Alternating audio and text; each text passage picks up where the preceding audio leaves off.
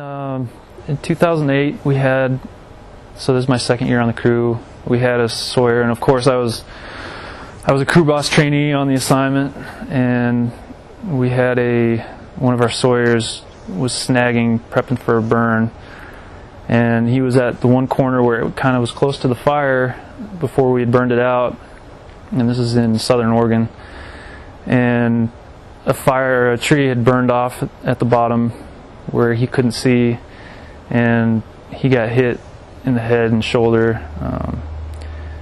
You get that call, and it's like the worst call, and he was unconscious. We weren't sure what the outcome was going to be at that point, and so did the best we could with all the training we had and got him flown out of there. He came to in the middle of the whole ordeal, but seeing how it affected him at that point was really hard.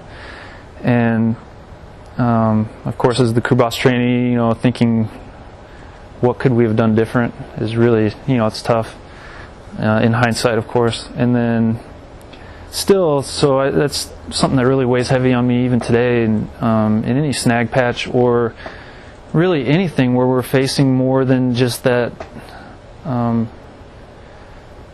little risk that is always there. I really feel like there is an inherent risk in everything we do, and people look at that in different ways. I try to put things in black and white for myself in numbers. There's always, for me, like that 1 in a million chance we'll be out there and a green tree for no reason at all will fall, or a meteorite will fall out of the sky or something. So there's always that 1 in a million, and there's in the environment we work in, it's not controlled. It's not a factory where you can control everything. There's so many variables with the weather, with everything. And so, when do we need to start reevaluating what we're doing in our decision-making processes? When we're at 1 in 1,000, 1 in 100. Obviously not 1 in 50 for sure, right? But you can't really put a number to it. But that's for myself how I kind of grasp that risk management process, and from that experience, I feel like that's helped me along the way too. Learning from those, I